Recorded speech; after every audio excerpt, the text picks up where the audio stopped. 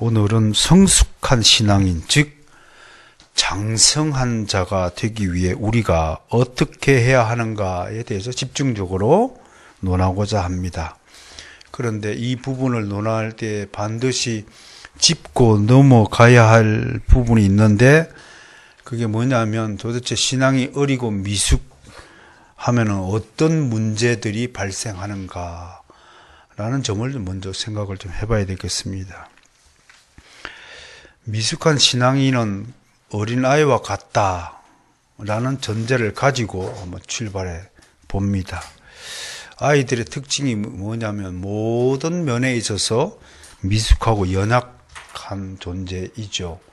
아이는 스스로 할 수 있는 일이 없습니다. 오직 잘하는 장기가 뭐냐면 누워서 울고 떼쓰고 자는 것밖에 없는 거죠. 그게 아이입니다. 배고프면 울고, 젖 달라고 울고 보채고 떼쓰고, 조금만 몸이 좀 귀찮으면 막 짜증을 내고, 그게 아이의 특징이죠.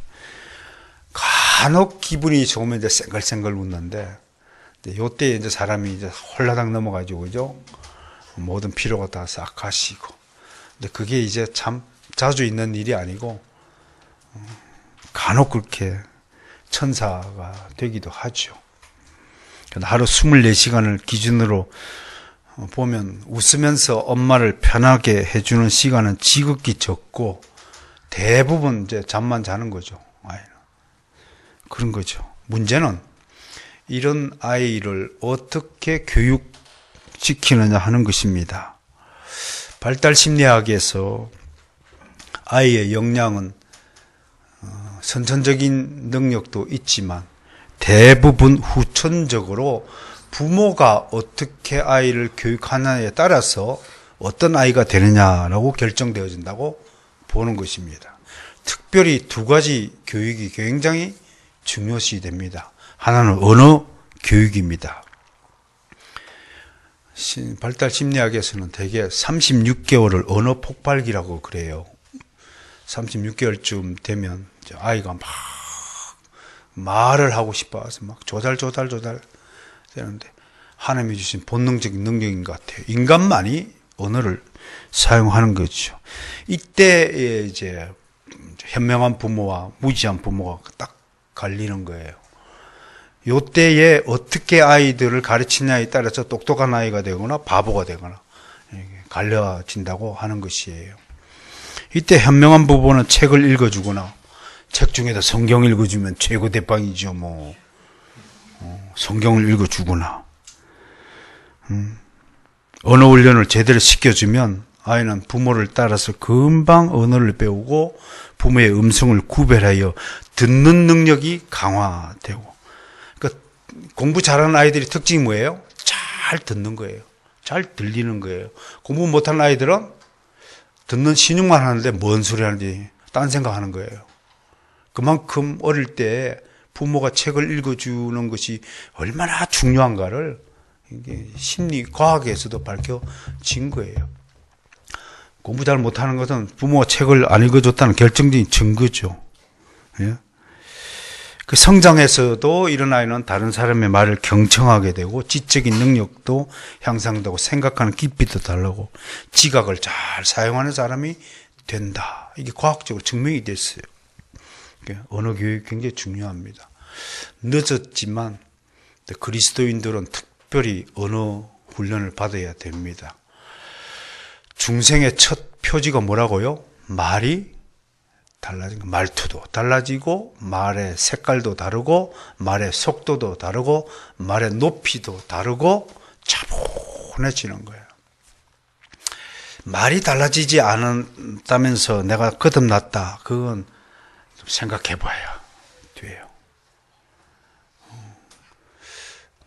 제 친구 중에 아는 사람 중에 한 분은 시종 욕으로 시작해서 욕으로 끝나는 분이 있어요. 그분은 입으로 배설을 하는 거예요. 어? 여러분 많이 먹으면 뒤로 배설해야 되는데 그분은 입으로 배설하는 거예요. 그래야 이게 해소가 되는 잘못된 교육을 받은 거예요. 두 번째 중요한 교육이 뭐냐면 음식 교육이라고 그래요. 음식이 아이의 발달에 지대한 영향을 끼치는 것으로 실험 결과, 조사 결과 밝혀졌어요. 지나치게 육류 위주로만 먹이면요, 동물적 성향을 자극하여서 공격적이고 충동적이며 절제에 매우 연약한 아이가 된답니다. 네, 오직 또 반대로 채식 위주의 음식은 지나치게 감성을 자극하여 눈물을 자주 잘 흘리는 아이로 성장하는 거예요. 그래서 올바른 이성의 사용을 방해하는 거예요. 그 중에 편식은 사고의 균형적인 발달을 저해하여서 편향적인 사고로 고착하게 만드는 절대적인 요인이 된다고 밝혀졌어요. 음식을 골고루 먹이는 일이 이렇게 중요한 것입니다. 문제는 이러한 잘못된 교육을 받고 자란 아이가 커서 어른이 되었을 때 문제가 이제 심각하게 나타나는 거예요. 이거를 심리학에서는 성인 아이라고 불러요. 이너 차일드라고 하는데요. 매사에 이런 사람은 이기적이고 자기중심적이고 하기 싫고 귀찮다고 여겨지고 어렵고 힘든 부분에는 갑자기 의존적인 특징을 보이고요. 특히 중요한 선택을 해야 되는 순간이거나 위급한 상황이 도래하면 무책임하게 도망치거나 뒤로 빼거나 회피하는 거예요. 일부러 무시하는 성향을 보입니다. 그리고 다른 사람에게 책임을 다 떠넘기고 도망쳐 버리는 거죠. 이런 사람의 유형이 가장 잘 드러나는 것이 우리가 식탁 위라고 말하고 있습니다.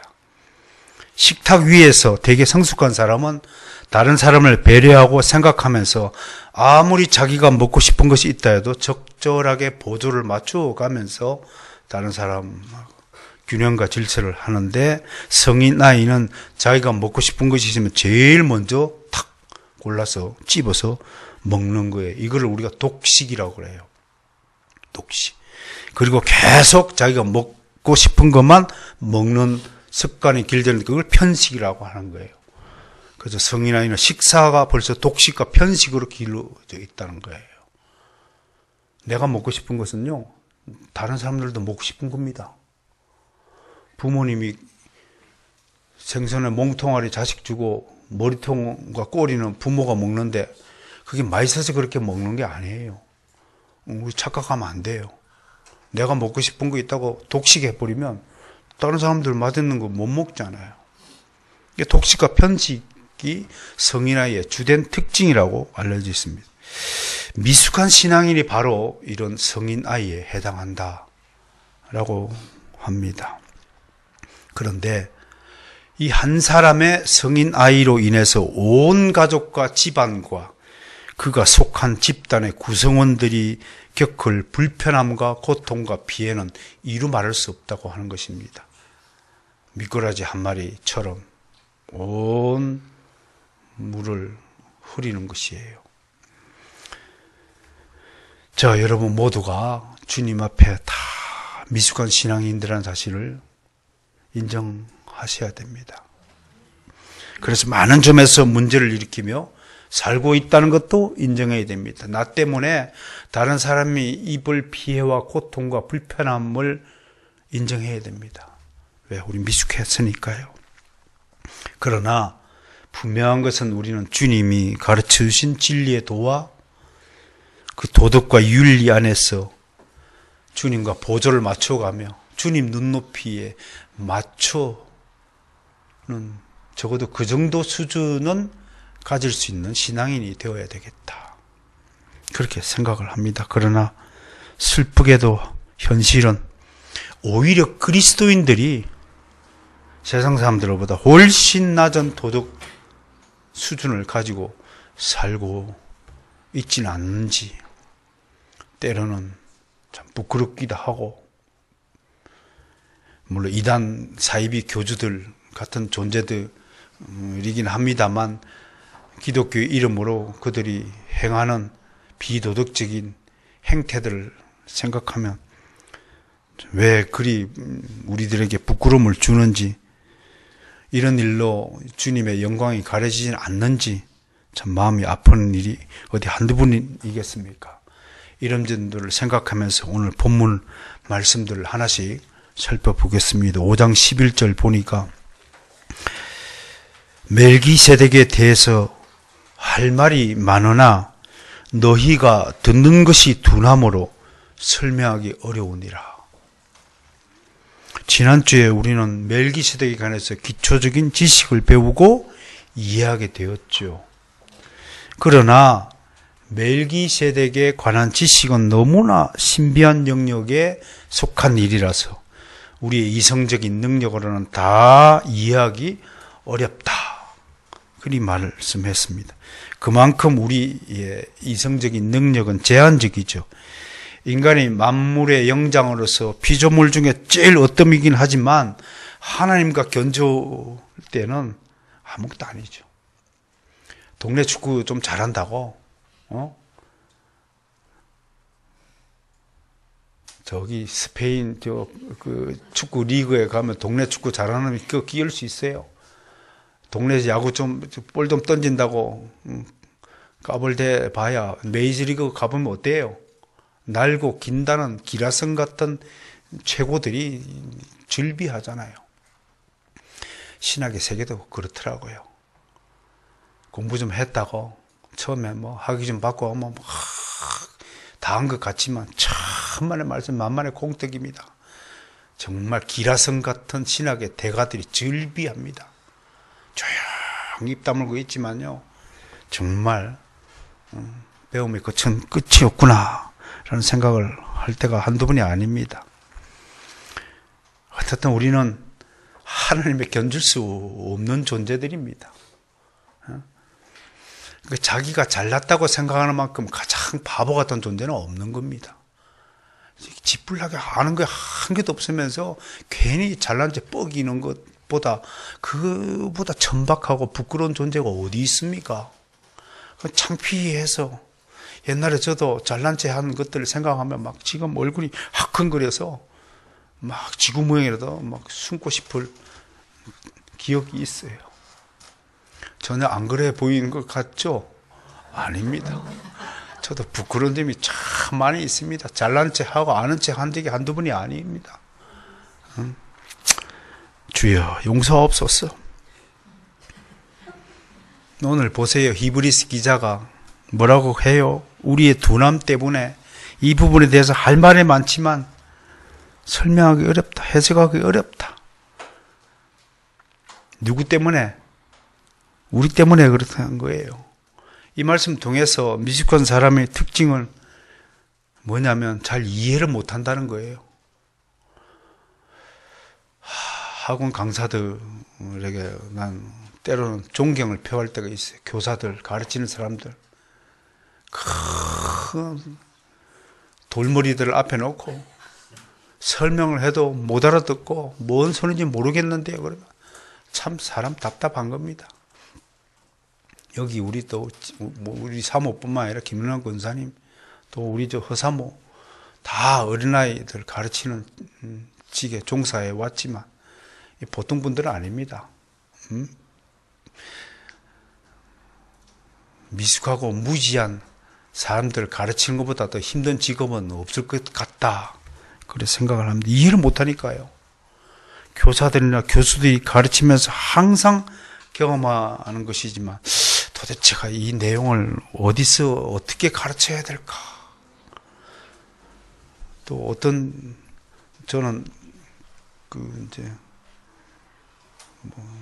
신학교 여러 군데서 가르쳐 보지는 않았지만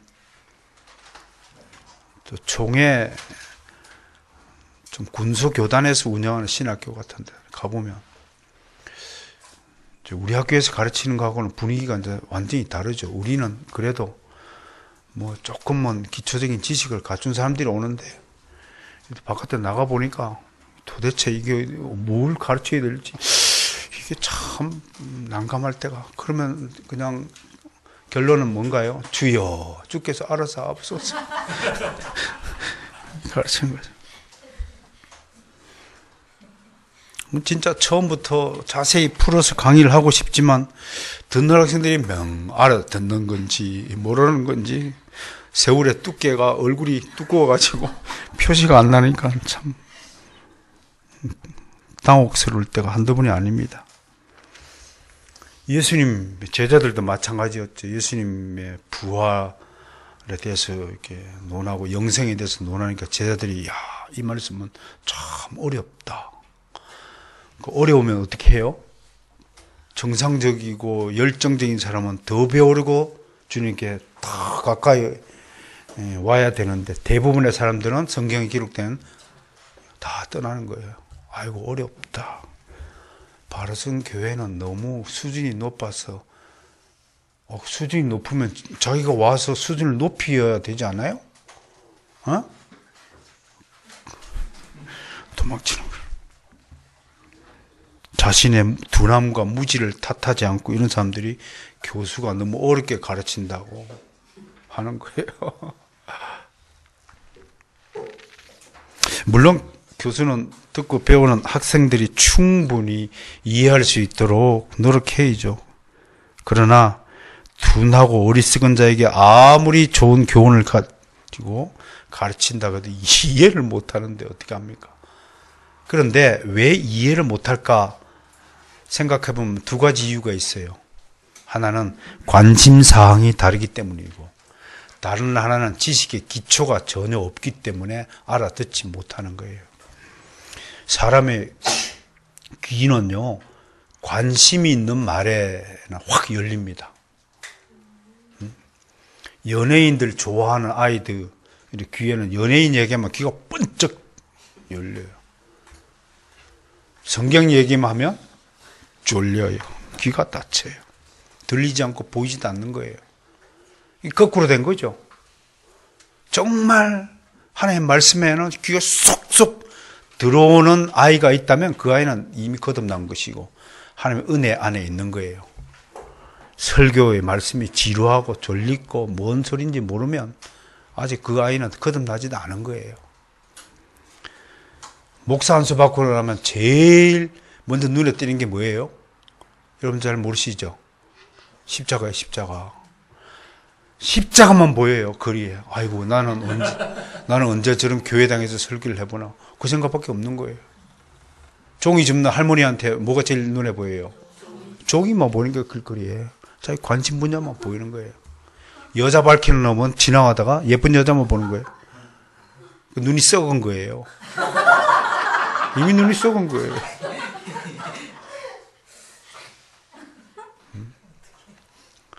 예쁜 여자가 중요한 게 아니라 신실한 여자가 진짜 여자 아니에요. 응?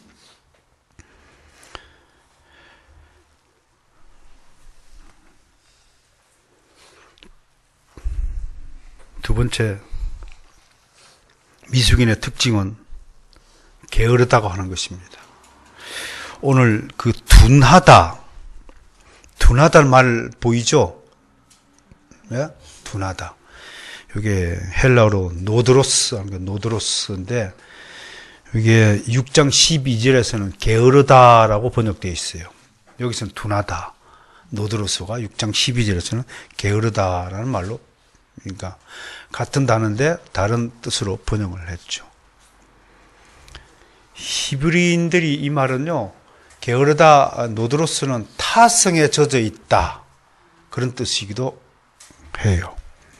다시 말해 유대인 그리스도인들이 율법이라는 타성에 딱 젖어 있어가지고 조금 더 기독교의 복음적 의미를 그냥 그 모습만 예수를 믿게 되지 속은 여전히 유대교적인 타성에 젖어 있다. 우리 한국의 그리스도인들하고 꼭 같은 거예요, 지금요. 한국의 그리스도인들은 그냥 몸만 지금 교회당 와 있는 거지, 이 유교적 타성에 젖어 있어요. 인본주의적 요소가 너무 지나치게 강하죠. 그러니까 영적으로 자신들을 일깨우는 일이나 개선하는 일에 너무 게으르다, 이런 뜻으로 오늘 말씀하는 거예요. 미숙한 신앙인은 잘 이해를 못하고, 두 번째, 진리를 탐구하는 일에 게으른 거예요.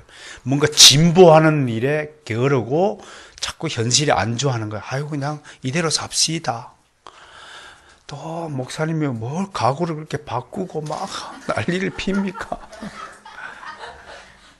개혁교회, 개혁신앙은 계속 바꿉시다.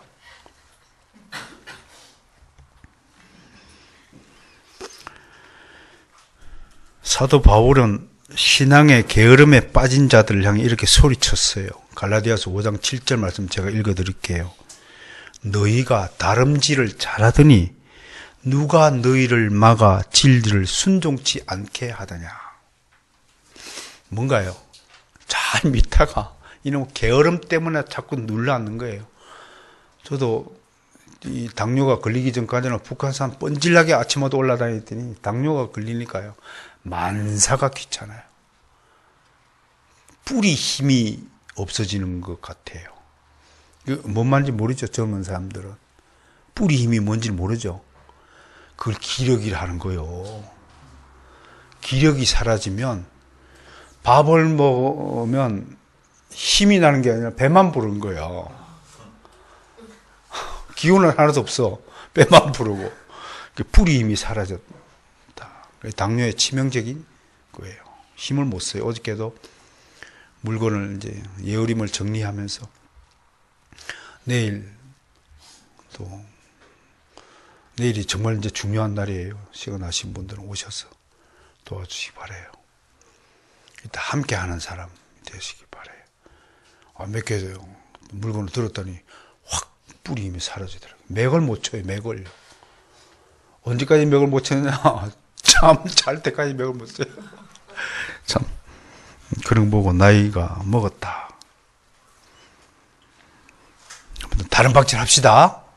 그래도 영적으로는 괜찮아요, 제가요. 영적으로는 조금도 둔하지 않고 게으르지 않고 잘 깨어 있음을 공표합니다. 결론적으로 정리하면 둔하다는 것은 듣지 못하고 들어도 이해하지 못하고 또 관심도 없고 또 도전하지 않고 게으르다. 그러니까 성장이 없죠. 성장이 없으니까 미숙하니까 다른 사람들을 힘들게 하죠. 또 특징이 뭐냐면 아무튼 오해 박사야, 이분은. 뭐든지 남의 순수한 의도를 다 삐딱하게 받아들여. 뭔가 있겠지. 저 사람이 저렇게 얘기한 것은 뭔가 의도가 있겠지. 이제 그렇게 의심주의자로 자꾸 가는 거예요. 참 미숙하다는 건 굉장히 중요한 문제라고 생각합니다. 12절, 13절에는 뭐라고 하냐면, 때가 오래되어서 너희가 전부 선생이 되어야 될 텐데 아직도 배우고 있느냐? 이제 이런 말씀이에요. 오래되었다고 해서 신앙이 반드시 성장한 거 아니죠. 잘 이해하고 깨달아야 성장이 있는 거죠. 설교 말씀을 먹고 여러분들은 신앙을 키워야 되는 거예요. 그 하나님 정해진 법칙이에요. 설교자가 굉장히 중요한 거예요. 여러분들은 이제 이 교회에 와서 참 좋은 설교의 말씀을 먹는다. 예. 이제 맞아. 좀 성숙해졌어요.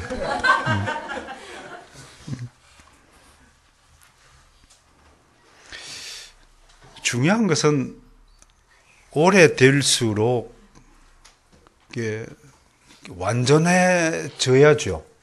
그죠? 기술도 오래되면 기술이 자꾸 높아져야죠. 근데 오늘 이제 히브리스 기자의 이 편지를 받는 유대인 개종자들은 여전히 옛날이나 지금이나 답보 상태에 있어요. 그러면 오늘 이 편지를 받는 사람들이 얼마나 나태함에 빠져 있는가를 생각해 보면요. 이분들은 이미 살았을 때 예수님을 목격했거나 예수님을 목격한 사람들로부터 전해 들은 사람들입니다. 그러니까 지금 히브리서가 쓰여진 시기를 보면 예수 믿은 지 거의 한 30년 이상 되신 분들이에요, 지금요. 그런데 히브리 기자 입장에 보면 옛날이나 지금이나 꼭 같은 수준에 머물러 있는 거야. 참. 여전히 말씀의 초보에 대해 가르침을 받아야 할 처지라는 거예요. 30년쯤 되면 이제 신학 박사가 되어서 신학을 가르치는 자가 되어야 되는데 여전히 유대교적인 타성에 젖었어. 즉 우리한테는 유교적인 타성에 젖어가지고 세상 사람들을 생각하는 거나 추수만 되면 집으로 쫓아가고 절만 되면 모이고 뭐요 예법을 다 하고 없는 성경에 없는 문화를 끄집어내가지고 결혼식을 하고 장례식을 치르고 온갖 짓을 다 하면서도 자기 그리스도인이래. 이거를 어떻게 생각을 해야 됩니까? 행동은 다 유교주의자로 행동하면서 나는 그리스도인이래.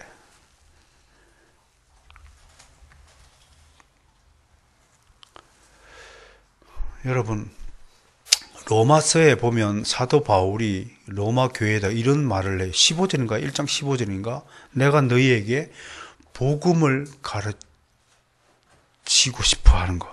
할 수 있는 대로 복음 전하기를 원한다. 이런 말을 했어요. 로마 교회는 아마 이때 로마서를 썼을 때 거의 한 15년, 20년이 예수 믿는지 그 정도 되는 사람들이에요. 그리고 로마인들은 적어도 로마 제국의 서울이잖아요. 서울 사람들이라면 어떤 지방 도시 사람들보다 훨씬 더 많은 문물을 경험했고 학식적인 수준이 있는 사람들이에요. 그럼에도 사도 바울이 예수 믿은 지 15년, 20년 된 사람들에게 내가 복음을 전하기를 원한다. 그렇게 말하고 있어요. 성장하지 않는 신앙인들이 이렇게 말하는 거예요. 여러분 주변 한번 둘러보세요. 집안이나 가족, 일가, 친척이나 주변 친구들이나 한번 보세요. 예수 믿는다고 교회 다닌다고 하면서 개혁파 신앙이 뭔지도 모르고 웨스트민스터 신앙 고백서가 뭔지도 모르는 사람들이 얼마나 수두룩한지는 보세요. 참, 그러니 주님 마음이 얼마나 답답하겠습니까? 왜 이런 상태에 머물고 있는가? 저는 정말로 하나님의 말씀을 사모하지 않고 하나님의 말씀대로 실천하지 않기 때문에 이런 현상이 계속 반복된다고 봅니다.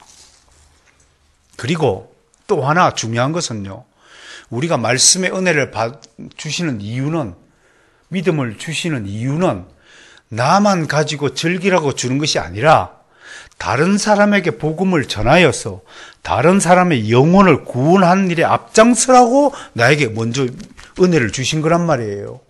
그러면 게으른 사람은 뭔가요? 달란트 받아놓고 땅속에 묻어놓고 썩이는 사람이죠. 나만 구원받고 나만 잘 먹고 잘 살겠다는 신앙이 이기주의자죠. 그러니까 그 사람은 신앙이 성장할 리가 만무한 거죠. 나만 예수 잘 믿으면 된가요? 아니죠. 교회는 공동체입니다. 단수가 아니라 복수입니다. 우리 모두가 함께 주님의 영광을 나타내는 주님의 몸에 붙은 지체들이 올시다. 손가락 이게 한번 칼로 한번 찔러봐요. 안 아픈가? 연결되어 있다는 것입니다. 이런 점들을 생각하면서 다시 한번 우리는 신앙의 성장이 정말 중요하고 이 신앙의 성장을 위해서 가정에서부터 어릴 때부터 부모들의 역할이 굉장히 중요하다. 하나님은 잘못된 교육을 한 부모들에게 반드시 책임을 묻습니다. 아트 핑크는요, 그래서 가정이 곧 신학교다라고 말했습니다.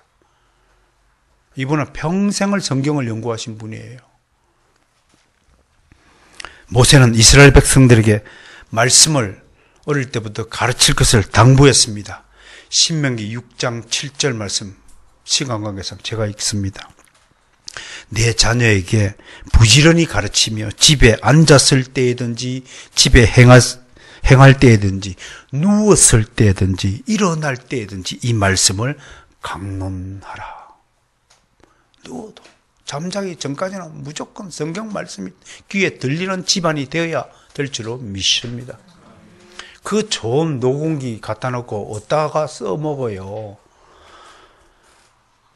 적어도 바로선교회의 성도라면 집안에 노공기에 성경 말씀이 틀어져 나오는 집안이 되어야 되지 않아요.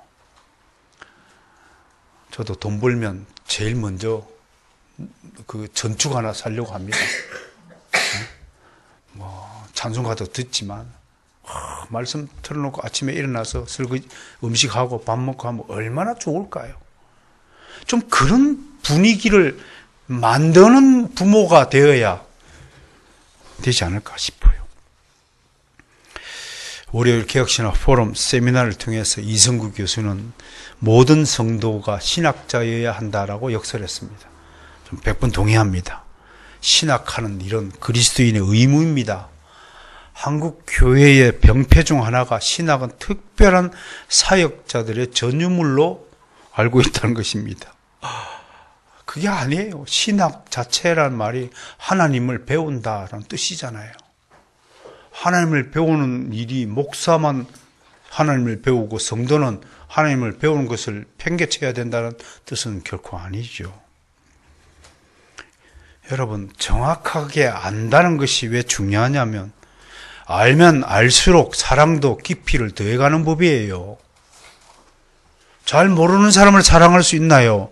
예수님에 대해서 지식을 쌓으면 쌓을수록 예수님을 더 많이 더 깊이 사랑하는 거예요. 겉으로 하는 사랑, 일시적인 사랑, 눈에 보기에 보암직하고 먹음직도 하여 탁 택하는 것들은 다 가짜예요. 하나님이 주시는 그 사랑이 있어요. 이건 불변하는 거예요. 자, 이제 장성한 자의 특징을 보고 있습니다. 텔레이오스, mature man, 성숙한 자, 장성한 자, 믿음이 분량이 큰 자. 특징이 뭐냐? 오늘 14절에 보니까 첫 번째 뭘 사용해요? 지각을 사용한다. 지각이라는 단어는 모든 이성적 능력을 총칭하는 단어입니다. 이성적 능력 그러면 뭐가 있나요? 지정의 능력을 다 사용하라. 그러므로 인간이 가진 능력은 매우 특별한 것입니다. 신앙생활도 이렇게 지정의적인 요소를 잘 분비해서 책을 읽는 것도 열심히 해야 되고 다른 사람을 사랑하고 기도하는 일도 열심히 해야 되고 의로운 일, 의지적인 일, 끝까지 인내하고 참고 견디는 일에도 능숙해야 됩니다. 이런 것들이 다 지각을 사용하는 것들입니다. 그러니까 인간은 특별한 존재입니다. 모든 피조물 중에 정말 영장이죠. 저는 가끔씩 개들을 이렇게 쳐다보면 개의 입장으로 돌아가서 우리를 쳐다보면 야, 저 인간이란 족족들은 참 특이한 존재들이다. 그렇게 생각할 것 같아요. 뭘 손에 들고 여보세요 막 하고 그러면서 개한테 핸드폰을 주면은 어떻게 할까 상상을 해봐요. 쓸데없는 상상이지만 이렇게 앞발 왼발을 딛고 오른발로 이렇게 하면 넘어질 것 같아. 여보세요 그러다가 넘어질 것 같아요. 개의 입장에서 보면 인간이 얼마나 특별한 존재입니까? 개로 안 태어나게 된 것을 영광을 하세요. 그렇게 하셔야 됩니다. 그런데 이 지각을 왜 사용하지 못했냐면 아담의 범죄와 함께 원죄로 말미암아 완전히 기능을 상실해 버린 거예요. 그런데 그리스도인은 거듭날 때의 성령의 도우심으로 이게 중요한 거예요. 새로운 지각을 받는 거예요. 그래서 사물을 새롭게 인식하는 거예요. 그래서 예전에 몰랐던 사실을 새롭게 깨닫는 능력을 얻게 되는 거라 이런 말이에요. 그래서 거듭난 자만이 성경을 읽을 때 새로운 의미가 다가오는 거예요. 그런데 그 거듭남은 매일 성경을 읽을 때마다 계속 새로워지는 거예요. 참 신기한 능력이 있다는 것을 깨달아야 됩니다. 그러니까 새로운 지각은 중생한 자의 특별한 능력이라고 분명히 믿으시길 바랍니다. 여러분들에게 그 새로운 지각이 주어졌다는 것을 믿으시라 이런 말이에요. 그 새로운 지각 가지고 새로운 신앙생활, 새로운 인생을 살라 이런 뜻이란 말이에요. 옛날처럼 타성에 젖은 상태로 살지 말고요. 유교주의자 되지 말고 성경주의자로 빨리 탈바꿈하세요. 두 번째 뭐라고 했어요? 장성한 자 연단을 받는다. 게림나스메나 하는데 훈련을 받는다 이런 것입니다. 엑서사이즈라고 영어 성경을 그렇게 번역했어요. 훈련하고 훈련하여.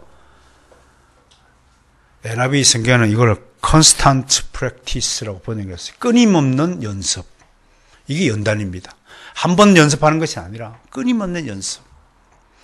일개 스포츠 선수지만 박세리는 골프채를 하루에 막 1000개 이상 휘둘렀다고 하고, 박찬호는 하루에 1000개 이상 볼을 던졌다고. 끊임없는 훈련을 하는 거예요. 만약 어떤 학생이 오늘 배운 내용을 집에 와서 10번만 복습을 해도 천재 소리 들을 거예요. 공부 못하는 이유가 뭐예요? 배우면 못하는 애들의 특징이 뭐예요? 가방을 항상 어떻게 해요? 휙 집어던지죠. 공부 잘하는 애들은 딱 오자마자 책상 앞에 앉아서 오늘 배운 내용을 꺼내면서 다시 복습하는 거죠. 그 습관처럼 그렇게 되어 있죠. 간단한 차이예요. 연단을 끊임없는 훈련을 반복하느냐 안 하느냐에 따라서 장성한 자가 되느냐 미숙한 자가 되느냐 갈림길이 있습니다. 이 과정이 결코 가벼운 것이 아니죠. 쉼없이 꾸준히 갈고 닦는 작업이 반복되는 일입니다. 그러므로 공부는 인간에게 주어진 가장 중요한 훈련 과목입니다. 그래서 어릴 때 공부를 시키는 거예요. 공부는 훈련의 소재입니다. 괜히 공부시키는 게 아니라 그 사람을 훈련시키고 훈련시켜서 성숙하고 장성한 자로 만들기 위한 하나님이 주신 특별 교육의 방편이 공부하는 겁니다. 저도 지금도 공부하잖아요. 인간은 죽을 때까지 공부하는 것입니다. 지금도 책을 읽고 정리하고 공부하잖아요. 새로운 사실을 지금까지 몰랐던 사실이 수두룩합니다. 또 공부하는 거죠. 그러니까 공부하지 않으면 무지하고 무지한 인간은 도태되는 겁니다. 무식한 인생, 그거 뭐 자랑할 게 있겠습니까? 어린아이는 연단을 두려워합니다. 꾸준히 훈련받는 것을 싫어합니다. 그러나 장성한 자가 되기 위해서는 반드시 이 연단의 과정을 겪어야 됩니다. 사람이 다 사람이 아닙니다. 사람이 정말 사람다워야 사람입니다. 사람답다는 것은 인격적인 존재, 지정의를 사용하고 연단을 받기를 자처하고 그런 결과로 인격이 맺어지고 이 인격이 하나님의 형상이고 사람답다는 것은 하나님의 형상을 회복했다라는 뜻과 같은 것입니다. 중생한 자가 아니면 아무리 훈련을 받고 연단을 받아서 능력을 발휘해야 한다 해도 그것은 또한 하나님에게서 주어지지 않은 자연적인 소산에 불과합니다. 방송에 보시면 세상에는 정말 놀라운 재주를 가진 사람들이 많잖아요. 노래 하나 가수가 되기 위해서도 부단한 연습을 하고 훈련하고 막 기가 막힌 노래 실력으로 재주를 뽐내는 사람들이 있잖아요. 그러나 그런 자연적인 재능 가지고는 한 사람의 영혼도 구원할 능력이 없다는 것입니다. 세상 갖고 아무리 노래 잘하고 돈을 많이 벌고 인기를 끌다 하더라도 그 노래 갖고는 영혼을 구원하지 못합니다. 아시겠어요? 여러분들이 아무리 돼지 목다는 소리를 부른다 하더라도 찬송가 한 곡으로 그 사람의 영혼을 구하는 겁니다. 그래, 어떤 노래를 부르시겠습니까? 생각해 보세요. 세상의 노래는 세상 사람들이 귀를 즐겁게 하고 잠시 동안 감동케 할 뿐입니다. 그러나 거듭난 성도의 훈련의 결과는 다릅니다. 그에겐 세상이 알지 못하는 신비한 능력이 주어진 것입니다. 그래서 다른 사람을 사랑하게 되고 용서하게 되고 울림이 있는 겁니다. 진심을 가지고 노래하니까 울림이 있는 거예요. 세상 사람들은 노래를 잘하니 못하니 기준을 삼지만 우리 하나님은 그 노래에 정말로 참된 믿음이 포함됐는가, 정말로 주님을 사랑하는, 이웃을 내 몸처럼 사랑하는 진심이 포함됐는가를 보시고 판단하는 것입니다. 찬양을 부를 때 하나님을 진심으로 사랑하는 사람들의 찬양을 통해서 하나님 영광 받으시는 거예요. 세 번째, 장사한 자의 특징이 뭐예요? 분별하는 자라고 오늘 성경은 증언합니다. 무엇이 선이고 악인지, 무엇이 옳고 그른지, 무엇이 진짜이고 가짜이고 하는 것을 가리는 능력이 바로 분별하는 능력입니다. 분별이 없으면 시험에 자주 걸리고 유혹에 넘어갑니다. 새천지 운운하는 이단에 속아 넘어가는 성도들이 간혹 발생한다는데, 그런 성도들은 신앙이 어려가지고 분별력이 없기 때문에 홀라당 넘어가는 것입니다. 이런 사람을 우리가 속된 말로 귀가 얇다라고 하는 것입니다. 뭔 얘기하면 휘가닥 넘어가요. 홈쇼핑에 속지 마시기 바랍니다. 반팔 티셔츠가 없어서 싼 게 있어서 홈쇼핑을 신청했더니 엄청 덥습니다. 공기가 안 통하는 옷입니다. 중국산입니다. 분별이 없는 이유는 정확한 지식이 없어서 그렇습니다.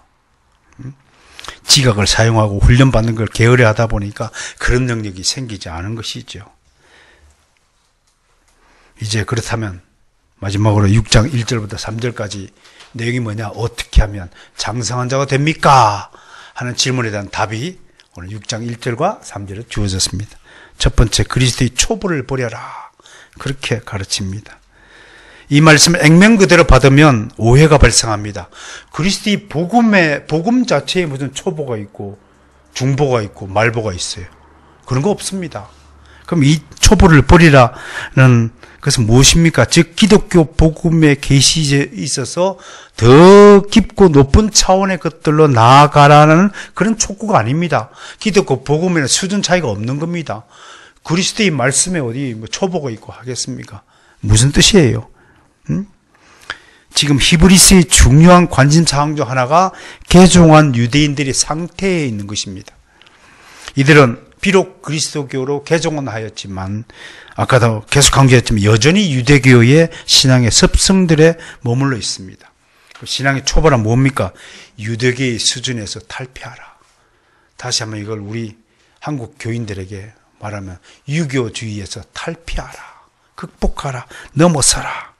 한국 교회 안에 여전히 세속적인 가치가 남아 있습니다. 그리스도인이면서 세속적인 관습이나 제도 등의 영향을 받아 그것을 따르는 경우가 허다합니다. 여기서 버린다, 초보를 버려라 하는 말은요, 아펜테스라는 단어인데 버리는 것이 아니라 넘어선다, 극복한다, 초월한다 이런 뜻으로 다른 겁니다. 세속적인 것을 다 한꺼번에 확 버리고 나는 세속과는 절연하고 깊은 산속에 들어가 살 거라 이런 뜻이 아니라 그걸 극복하고 초월하는 것입니다. 그 위에서라는 것입니다. 얼마나 멋진 단어인지 모릅니다.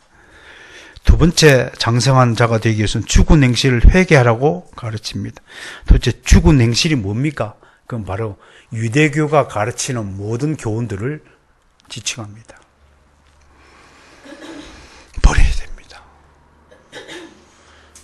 석가, 공자, 노자, 세상 철학자에 말하는 거 우리는 초계같이 버릴 줄 알아야 됩니다. 그런 수준들은 하나님의 수준에 미치지도 못하고 이해하지도 못하는 것입니다. 우리는 위대한 신학을 가진 하나님의 백성이 된 줄 믿으시기 바랍니다. 어떻게 신학을 넘어서는 학문이 있을 수 있습니까? 버리십시오.